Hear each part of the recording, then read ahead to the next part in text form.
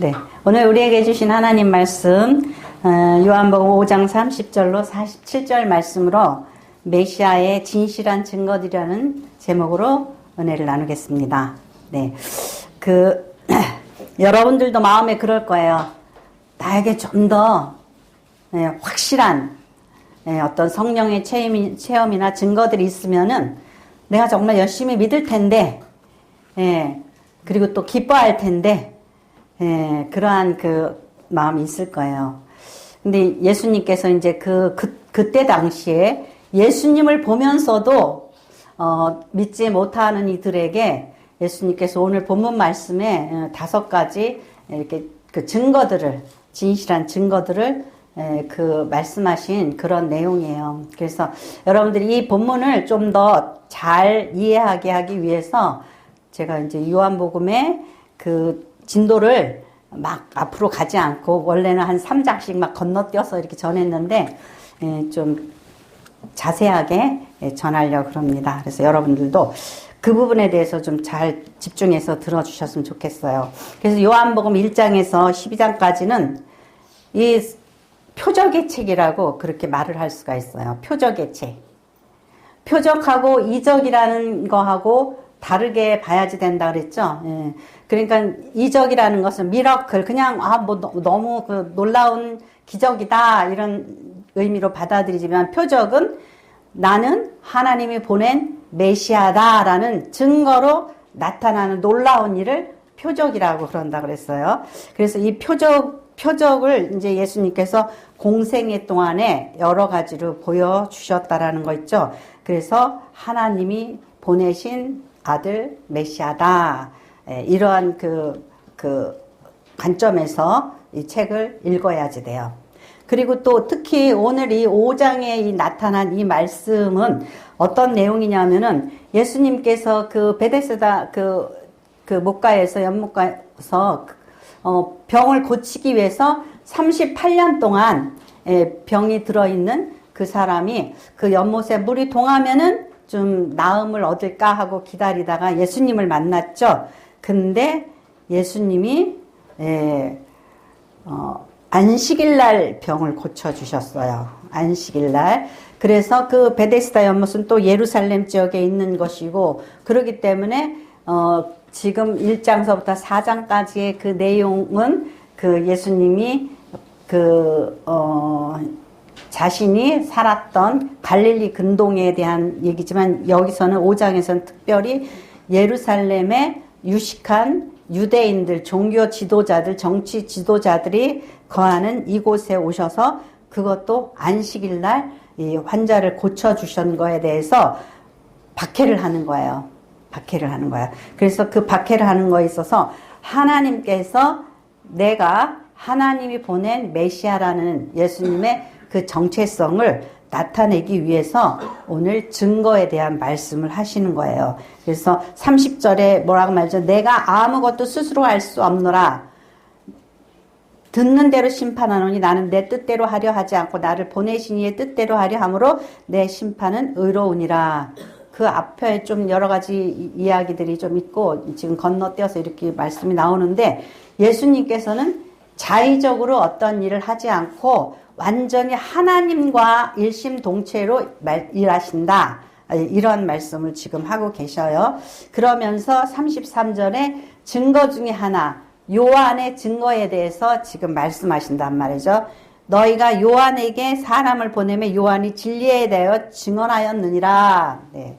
요한의 증거에 대해서 지금 증언하시는데, 너희가 그 요한에게 어떠한 증언을 얻기 위해서 너희가 가는데, 주님은 사람의 증거를 받지 않는다 그랬어요. 근데 뭐라고 말씀하셨냐면은 34절에 그러나 나는 사람에게 증언을 취하지 아니하노라. 다만 이 말을 하는 것은 너희로 구원을 받게 하려 함이니라. 여러분들 요걸 이해를 좀 하셔야 돼.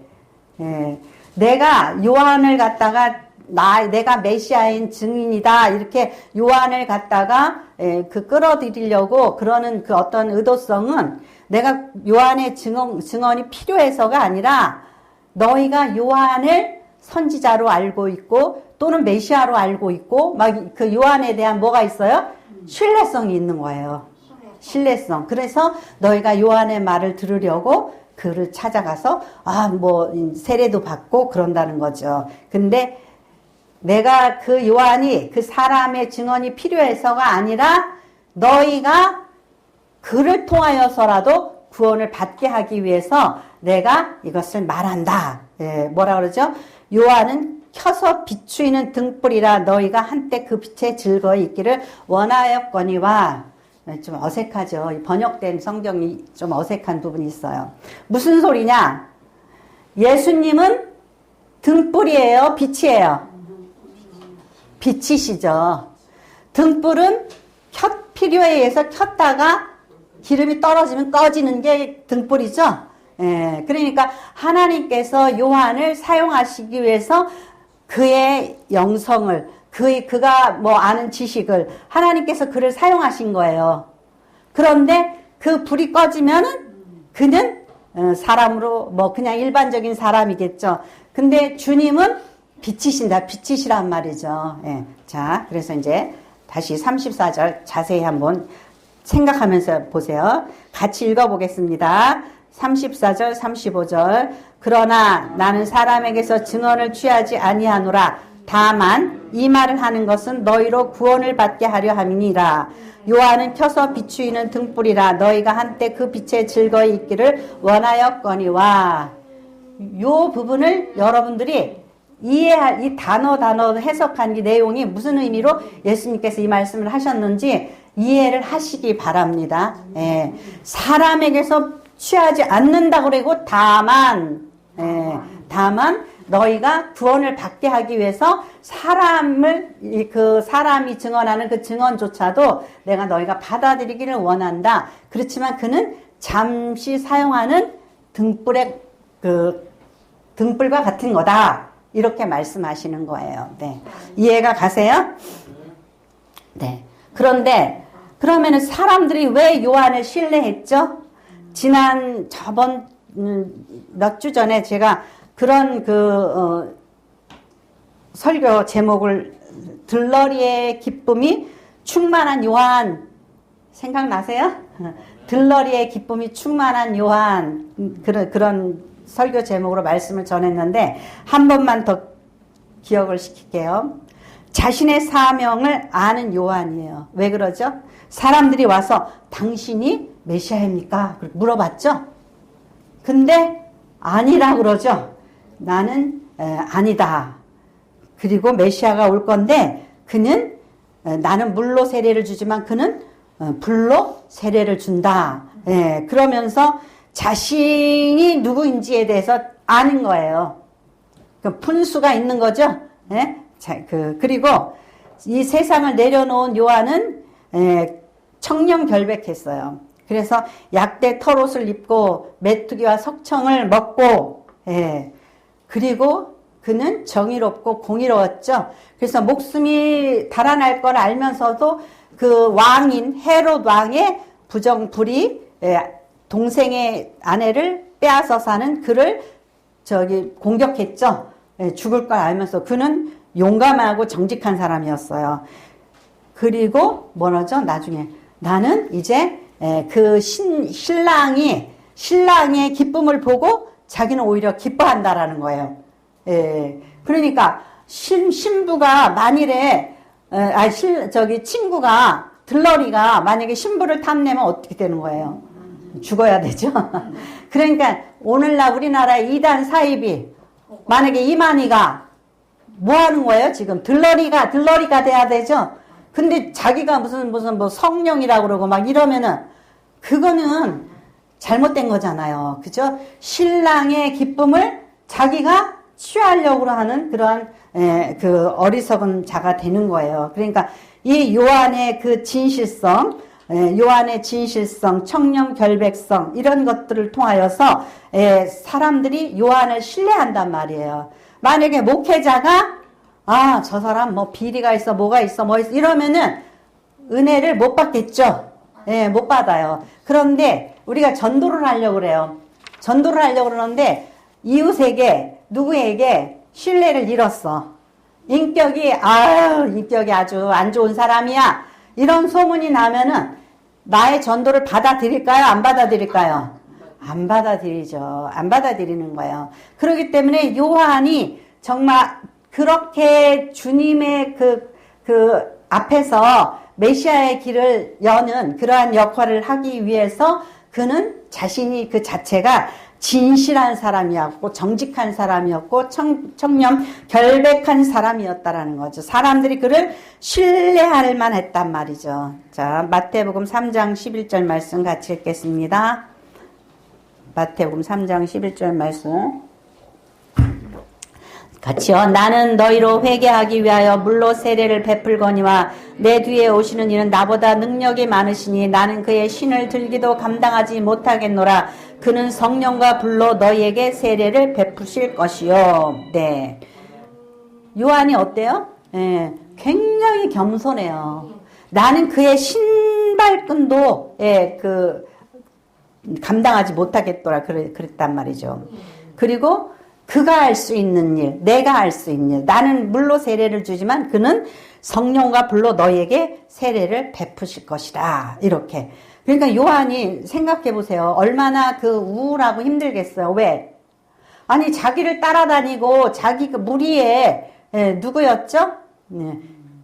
베드로의 동생 안드레. 그리고 오늘 이 말씀을 기록한 사도 요한. 이 사람들이 예수님을 만났어요. 같이. 저 사람이 메시아다. 저분이 메시아다. 그러고서 그러니까 그 안드레와 요한이 예수님을 따라갔어요. 그래서 점점 자기의 공동체는 어떻게 돼요? 자기의 공동체는 쪼그라드는 거죠. 나는 쇠하여야 하겠고 그는 흥하여야 하리라. 그러면은 예수님은 흥하고 나는 쇠하는 그러한 상황으로 이제 몰아가는 거잖아요. 그랬더니 나중에는 저쪽에서 세례받는 사람이 많아요. 그리고 제자들이 요한에게 보고를 하잖아요. 세례 요한에게.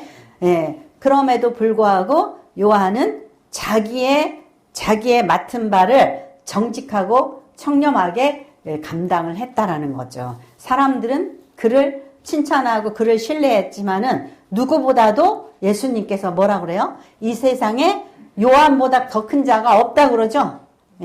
자기를 가장 겸손하게 낮추고 정직하고 정말 목숨을 걸고서도 그렇게 그 복음을 사명을 완수하는 그를 큰 자라고 예수님께서 그러셨단 말이에요. 그래서 이것을 요한에 대해서 말하면은 다만 너희로 구원을 받게 하려 함이라. 그러니까 우리가 누군가를 실족하게 하면 어떻게 되는 거예요? 다만 요한을 통해서 너희가 구원을 받게 하려 하신다고 그랬어요. 근데 우리가 만약에 인격이 꽝이고 잘못 살고 그래서 저 사람 보니 예수 못 믿겠어. 그러면 어떻게 되는 거예요?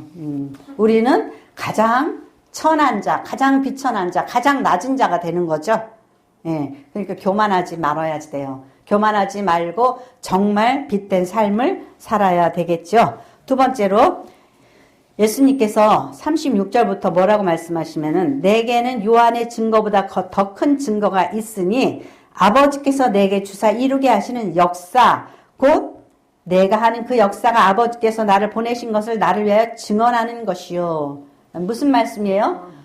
놀라운 기적. 그것은 내가 하는 것이 아니라 하나님께서 내 안에서 역사하시는 거다. 그것을 말씀하시는 거예요. 그러니까 주님이 그리고 여기에 또 한 가지가 있어요. 또한 나를 보내신 아버지께서 친히 나를 위해 증언하셨느니라. 너희는 아무 때에도 그의 음성을 듣지 못하였고 형상을 보지 못하였으며 그 말씀이 너희 속에 거하지 아니하니 이는 그가 보내신 이를 믿지 아니함이라. 예수님께서 그 세례를 받고 올라오실 때 이는 내 사랑하는 아들이라 그러셨죠. 나의 기뻐하는 자라 그러셨잖아요. 그러니까 음성을 듣고 하나님께서 직접 음성을 들려주셨단 말이에요. 또한 변화선상에서도 그러셨단 말이죠. 자, 이 하나님께서 그 역사하시는 그 증거들은 하나님께서 직접 하신 거예요. 그래서 5장 21절에서 23절 말씀. 5장 21절 23절 같이 읽겠습니다. 아버지께서 죽은 자들을 일으켜 살리심 같이 아들도 자기가 원하는 자들을 살리느니라. 아버지께서 아무도 심판하지 아니하시고 심판을 다 아들에게 맡기셨으니 이는 모든 사람으로 아버지를 공경하는 것 같이 아들을 공경하게 하려 하심이라. 아들을 공경하지 아니하는 자는 그를 보내신 아버지도 공경하지 아니하느니라. 내가 진실로 진실로 너희에게 이르노니 내 말을 듣고 또 나 보내신 이를 믿는 자는 영생을 얻었고 심판에 이르지 아니하나니 사망에서 생명으로 옮겼느니라. 아멘. 우리 어떤 한국에 사는 우리 모든 성도들은 그런 것들을 이해하기가 좀 힘들어요. 하나님은 하나님이시지 또 하나님이 또 아들 예수님을 보내셔가지고 이렇게 복잡스럽게 만드셨을까 그런 생각을 할 수도 있어요. 근데 여기에 말씀을 잘 읽으셔야 돼요. 하나님께서 정하신 거예요. 어떻게 정하셨어요? 자기의 아들로 자기가 할 수 있는 그 모든 기적과 역사, 모든 생명을 살리는 일까지 아들에게 다 맡기셨다라는 거예요. 그리고 하나님을 사랑하는 자들이 그 아들을 사랑해서 아들에게 영광을 돌리기를 원하셨다라는 거예요. 이게 하나님께서 계획하신 일들이에요. 왜 그렇게 하시죠? 하나님 직접 받으시지. 예. 하나님과 우리와의 거리를 누가 중간에 예수님께서 중보가 되시는 거예요. 우리가 하나님을 뵐 수 있고 만날 수 없잖아요. 그래서 하나님이 우리에 대한 사랑이 어떠한지를 이 땅에 오셔서 나타내 주신 거예요. 그래서 3장 16절에 하나님께서 이 세상을 이처럼 사랑하사 독생자를 주셨으니 이는 저를 믿는 자마다 멸망하지 않고 영생을 얻게 하심이라 그러잖아요. 하나님께서 우리를 사랑하신다는 것을 보여주기 위해서 예수님을 중간에 매개체로 메리츠라는 거 있죠. 그게 중보자라는 의미예요. 중보, 메리츠, 화재보험이 그게 그런 소리예요. 그러니까 중보자로 이 땅에 오셨어요. 그러니까 우리가 예수님이 하신 모든 사역을 보면서 하나님의 사랑을 경험하고 맛보라는 거예요. 그게 하나님의 계획이에요. 요한복음. 그래서 5장 21절 23절 말씀은 그게 이해가 안 되는 분들은 이거를 자세히 읽어야지 돼요. 아, 하나님께서 왜 예수님을 보내주셨냐. 하나님이 예수님을 통하여서 내가 너희를 이렇게 사랑한다. 그것을 나타내 주시기 위해서 실체를 보여주신 거란 말이죠. 이해가 가세요? 예. 자, 빌립보서 2장 6절에서 11절 말씀, 이와 비슷한 그 말씀이 있어요. 빌립보서 2장 6절에서 11절. 네, 같이 읽겠습니다. 그는 근본 하나님의 본체이시나 하나님과 동등됨을 취할 것으로 여기지 아니하시고 오히려 자기를 비워 종의 형체를 가지사 사람들과 같이 되셨고 사람의 모양으로 나타나사 자기를 낮추시고 죽기까지 복종하셨으니 곧 십자가에 죽으심이라. 이러므로 하나님이 그를 지극히 높여 모든 이름 위에 뛰어난 이름을 주사 하늘에 있는 자들과 땅에 있는 자들과 땅 아래에 있는 자들로 모든 무릎을 예수의 이름에 꿇게 하시고 모든 입으로 예수 그리스도를 주라 시인하여 하나님 아버지께 영광을 돌리게 하셨느니라. 아멘. 이 말씀하고 아까 5장 21절 23절 이 뜻이 사실 같으죠. 뜻이 같아요. 그러니까 하나님께서 왜 복잡스럽게 유대인들이 믿을 수 없는 예수님을 또 보내셔가지고 보내시려면 어떻게 보내셔요? 좀 영화로운 모습으로 보내시면 좋잖아요. 그죠? 좀 왕으로 보내시든지 학자로 보내시든지 사람들한테 존경받을 만한 사람들이 선망하는 그런 세상 권세를 좀 가지고 보내시면은 우리가 용납하기 쉬웠죠. 아, 그렇구나. 근데, 나사렛 예수, 목수의 아들, 비천한 자, 그렇게 보내셨단 말이야. 낮은 곳으로 보내셨단 말이에요. 그렇기 때문에 우리는 예수님의 그 뭐예요? 그러한 모습 속에서 유대인들은 저 사람이 메시아야? 저래가지고 어떻게 우리를 로마에서 자유케 할 수가 있어? 예. 어떻게 우리의 병을 고칠 수 있고 어떻게 우리에게 영생을 줄 수 있어? 자기나 고치지. 그 십자가에 달렸을 때 막 조롱하죠? 아이고 내려와 보라고 막 조롱하죠? 예. 그런 거예요. 그러니까 강해서 강한 자로 오셔가지고 우리를 구원해 주실 줄 알았는데 그렇게 오지 않으셨으니 이 유대인들에게 있어서는 너무나 실망이죠. 말도 안 돼. 그렇게 되는 거죠. 예. 여러분들은 이 강한 자가 여러분들을 착취하고 여러분들의 인권을 유린한다라는 걸 아셔야지 돼요. 우리는 강한 사람을 선망하고 강한 자가 되길 원하고 그러잖아요. 근데 아니란 말이죠. 우리가 정말 힘들고 약하고 무지하고 몰랐을 때에 긍휼과 자비를 누구한테 받을 수 있냔 말이죠. 긍휼과 자비를 베풀 수 있는 사람은 그런 것들을 체험한 사람이래야지 된단 말이에요. 그래야지 이해하고 체험한단 말이지. 체험한 사람이래야지 사랑을 베풀 줄 알게 되는 거예요. 근데 이 유대인들은 강한 자를 선망하고 강한 자를 존중하고 그랬는데 이 예수라는 사람이 나타나가지고 자기가 메시아라고 그러니까 믿을 수가 없었던 거예요. 그러니까 자꾸 표적을 보여주라고 그랬어요. 표적을 보여주라고 그랬는데 주님께서 뭐라 그러죠? 내가 요나의 표적밖에는 보여줄 게 없다. 요나의 표적. 뭐예요? 이전에 성경 속에서 예표가 들어있다라는 거죠. 이게 뭐야? 요나가 왜 물고기 뱃속에서 3일을 있어? 그랬다가 다시 그 나와가지고 전하죠.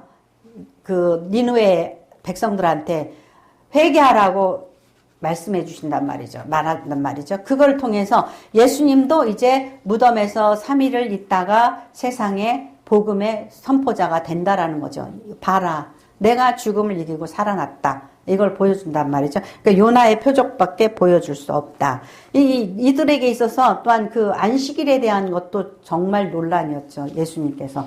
아니 왜 안식일날 사람을 고치고 살리고 그러는 거야? 안식일날은 가만히 있어야지. 하나님이 쉬시는 것처럼. 근데 예수님께서 뭐라 그러죠?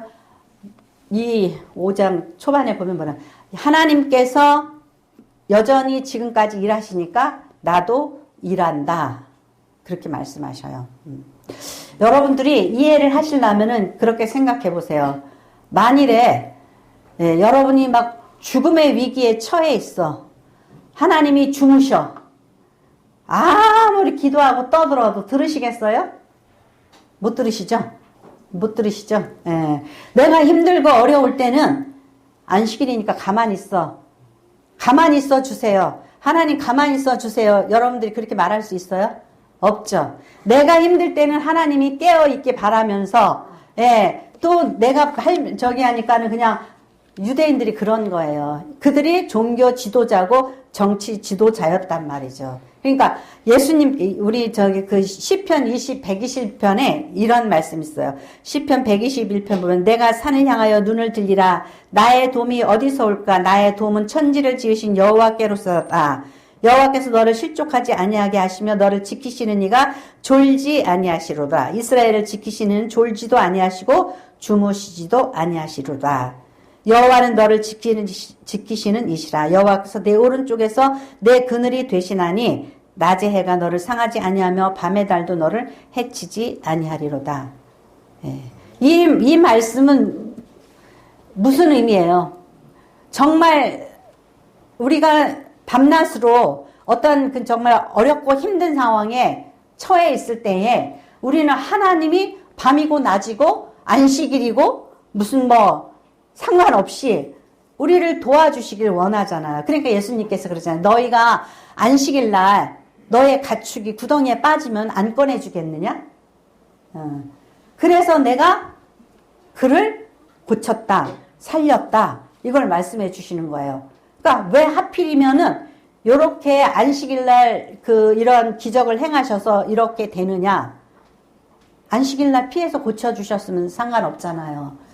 그런데 유대인들의 그 신앙의 형식성과 형식적인 신앙 있죠. 율법의 형식적인 그런 행함, 진심으로 사람을 사랑하지 못하는 그러한 그들의 종교적인 신앙의 잘못, 이런 것들을 지적하시기 위해서 일부러 안식일날 그렇게 분란이 일도록 의도하신 거죠. 그러니까 너희들의 신앙이 잘못되어졌다, 이것을 지적하시기 위해서 이렇게 하신 거란 말이죠. 그러니까 이러한 그 말씀을 우리가 읽으면서 우리들 또한 쉽게 저 사람이 왜 저래? 이거는 이렇게 하고 저렇게 해? 우리의 의견을 말하고 우리의 주장을 할 수가 있잖아요. 그런데 여러분들 오늘날도 사태를 보세요. 트럼프가 이란을 공격했어요. 그러면은 여러분이 만일에 입장이 이란 사람이라고 생각해 보세요.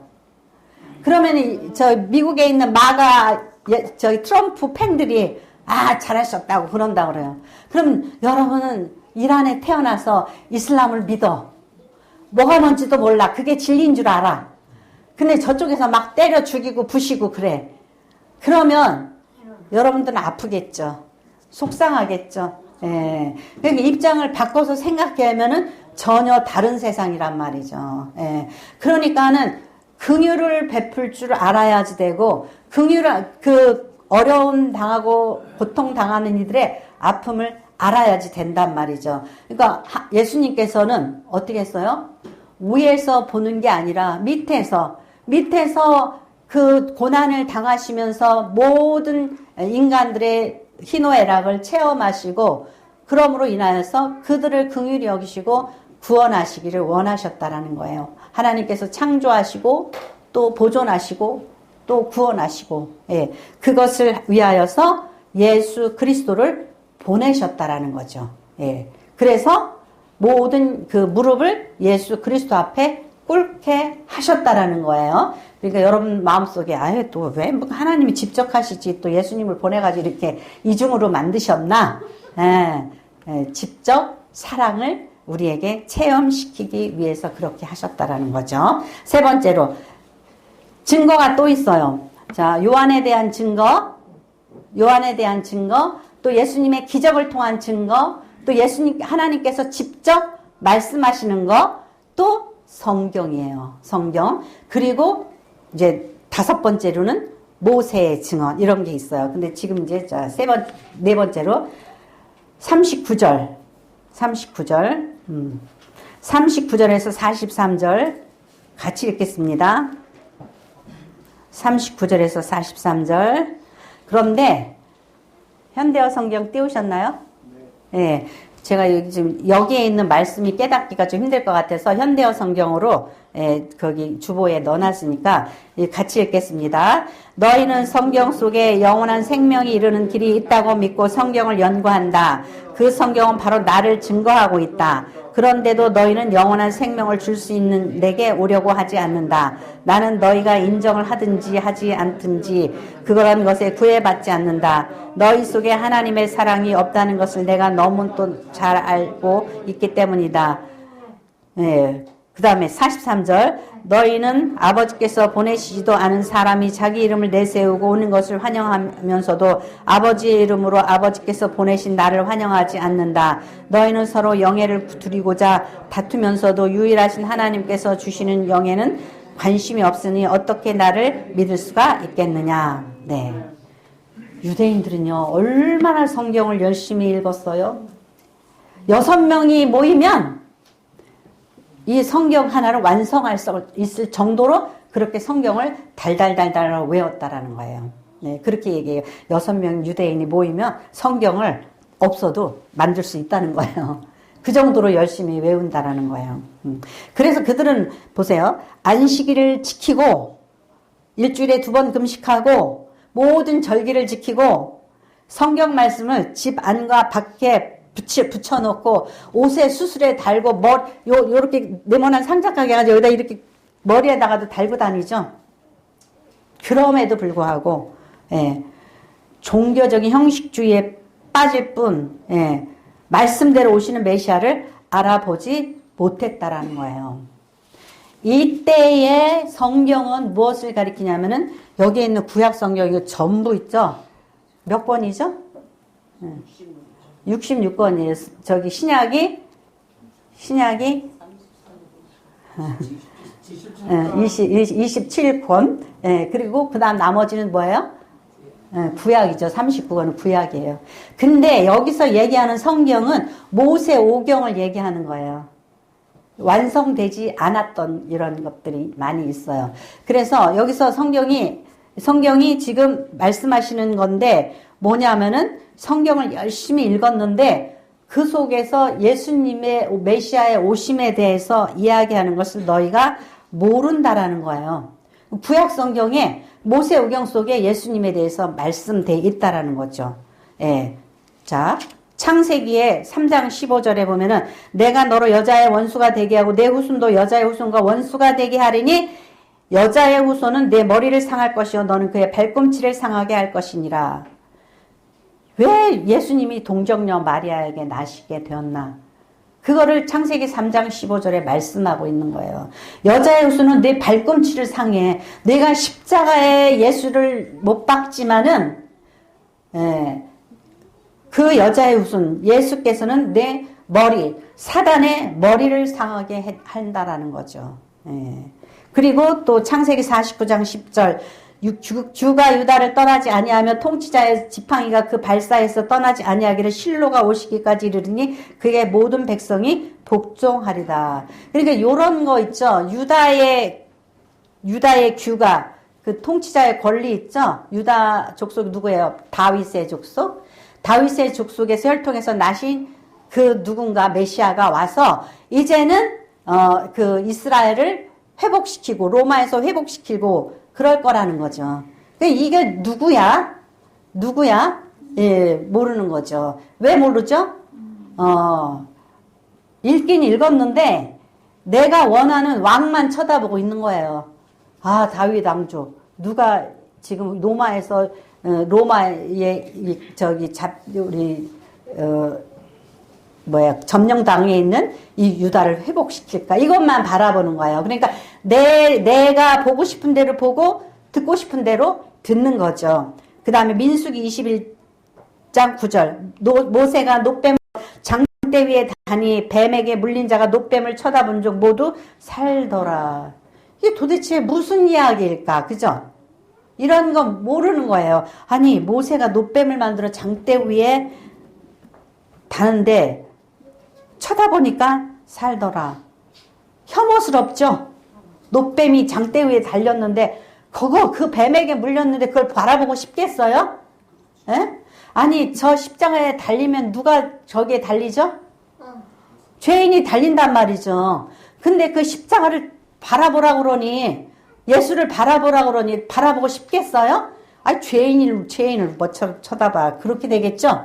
그러니까 예, 혐오스러운 거예요. 근데 하기 싫은 걸 시켜. 그러니까 유대인들은 질색인 거죠. 아니 십자가에 달린 예수가 구세주라고? 그렇지만은 이렇게 그 성경에 생명을 얻는 법을 기록했다라는 거죠. 놋뱀을 쳐다보라니, 그죠? 예수님께서 뭐라고 그러셨어요? 내가 높이 달려야 될 것이다. 그러시잖아요. 네, 그러면 이 말이 그 말이구나 하고 해석이 되어야지 되는 거죠. 신명기 18장 10절 내 하나님 여호와께서 너희 가운데 내 형제 중에서 너를 위하여 나와 같은 선지자 하나를 일으키시리니 너희는 그의 말을 들을지니라. 도대체 신명기서에 모세가 기록했죠? 근데 모세가 나와 같은 선지자를 일으킨다고 그랬어요. 그랬으면 누굴까? 예. 유대인들이 분명 누굴까 그렇게 찾기는 찾았어요. 근데 자기들이 원하는 바운더리 안에서 찾았단 말이죠. 아이고 세례 요한이 제사장 집안에서 태어났으니까 혹시 귀족이니까 종교이니까 저 사람이 메시아일까? 누가 뭐 정말 학자가 있으면 저 사람일까? 이런 사람일까? 저런 사람일까? 찾는단 말이에요. 근데 우리가 원하는 그곳에 메시아가 안 계셨다라는 거죠. 그러니까 예수님께서 너희가 성경에서 영생을 얻는 줄 생각하고 성경을 연구하거니와 성경이 곧 내게 대하여 증언하는 것이니라. 그러면은 우리는 지금 제가 여러분에게 읽어드린 창세기 15장이나 창세기 49장 10절이나 민수기 21장 9절이나 신명기 18장 15절 이 말씀을 읽을 때에 이게 메시아에 대한 예언의 말씀이었다라는 것을 여러분들이 짚어서 알고 읽어야지 된다라는 거예요. 여러분도 성경을 유대인처럼 그렇게 헛되게 읽는 경우가 많이 있다라는 거죠. 예. 자, 그래서 요즘에도 이제 지금은 성경이 어때요? 성경이 구약과 신약이 있죠. 그러면 구약을 읽은 유대인들이 잘못 읽었어. 그럼 여러분이 신약을 읽고 예수님이 우리를 구원해 주신데 이 복음이야. 너무 귀중한 이 복음을 우리에게 주셨다고 읽고 있는 여러분들은 다르게 해석하고 읽냐 이거죠. 유대인들이 예수님을 구약을 읽고 못 알아본 것처럼 여러분들도 신약을 읽는데 신약에서 예수님께서 원하시는 그 말씀을 해석을 못하고 있다라는 거죠. 왜? 내가 원하는 것만 원하기 때문에. 그러니까 전도할 때 뭐예요? 예수 믿으면 복받아. 예수 믿으면 자녀도 잘 되고 형통하고 평안해. 그러면서 그거 보고 뭐라 그러냐? 번영신학이라고 그래. 번영신학. 예? 그래서 내가 어떻게 살아야지 되나? 하나님 앞에 정말 진실되고 빼게 하고 예수께서 나의 죄를 위하여서 십자가를 져 주셨다라는 그것 때문에 감사하고 그것 때문에 그게 최선이다. 영생을 얻는 게 최선이다. 그것이 가장 좋은 선물이다. 이걸 생각하지 않고 옆에 이렇게 보면서 저 집은 참 잘 사는데 복도 많이 받았네. 그러면은 이 땅에 대기업 이런 사람들 다 복 받은 거예요? 아니잖아요. 예? 검사 판사 높은 지위에 있는 사람들 다 복 받은 거예요? 아니잖아요. 중요한 건 뭐냐? 하나님 앞에서 예수 십자가로 내 죄가 다 씻음 받았습니다 하고 인정을 받을 수 있는, 내가 죽어서 하나님 주님 앞에 갔을 때에 네가 예수 십자가의 보혈의 공로를 힘입었느냐? 네 멋대로 살고 네 종교 기복신앙 갖고 번영신학 가지고 살다가 내가 잘 믿고 왔습니다. 그러고 하나님 앞에 설 때에 나는 너를 전혀 모른다. 그러신다라는 거예요. 그런 말씀이 성경에 있잖아요. 있는데도 우리는 내가 듣고 싶고 보고 싶은 것만 본단 말이에요. 그러니까 내가 너희를 축복해 주리라. 내가 졸지도 않고 내가 너를 지켜주리라. 그것만 보는 거예요. 그러니까 그 사람들이 예수님 몰라봐듯이 우리는 예수님을 구주로 십자가 상에서 우리도 아니야. 내 죄를 위하여서 죽으신 그분이, 내 죄를 위해서 죽으신 그분이 나를 용서하시고 나를 영접해 주신다라는 그 약속의 말씀을 붙들고 이 세상이 아니라 천국을 소망하면서 살아야 되는데 우리의 소원은 축복이에요. 우리의 소원은 통일이 아니라 우리의 소원은 축복이에요. 우리의 소원은 만사형통이에요. 근데 예수 믿고 주님의 제자들이 전부 다 어떻게 됐어요? 순교했어요. 순교했어요. 순교하고 지질이 고생하고 피 흘리고 그들도 주님의 가신 길을 뒤따라 갔다라는 거죠. 그랬다면은 우리는 어떻게 살아야 드려야 되냐 이거죠. 그거예요. 그래서 45절서부터 47절 같이 읽겠습니다. 내가 너희를 아버지께 고발할까 생각하지 말라. 너희를 고발하는 이가 있으니 곧 너희가 바라는 자 모세니라. 모세를 믿었더라면 또 나를 믿었으리니 이는 그가 내게 대하여 기록하였습니다. 그러나 그의 길도 믿지 아니하였거든 어찌 내 말을 믿겠느냐 하시니라. 예수님께서 말씀을 전하는데 하도 안 들어. 그러니까 나중에 누가 스바 여왕이 너희를 심판을 할 거라 그래요. 스바 여왕이. 왜 그러죠? 아니 나는 솔로몬 왕이 너무 궁금해. 그래서 2000km나 되는 그 먼 길을, 머나먼 길을 솔로몬을 보려고 찾아왔다라는 거예요. 스바 여왕은. 근데 너희는 예수가 누구인지 궁금하지도 않냐? 내가 이렇게 썼는데 모세가 좀 아까 제가 읽어드린 그 말씀대로 모세가 이렇게 기록했는데 너희는 좀 제대로 읽고 제대로 해석해서 아 예수가 메시아구나. 여기서 뭐래? 성경에서 영생을 얻는 줄 알고 성경을 연구하거니와 그랬죠? 예. 베레아선 성도들이 과연 예수가 메시아 맞아? 그리고 그들이 날마다 모여서 성경을 연구했다고 그랬죠?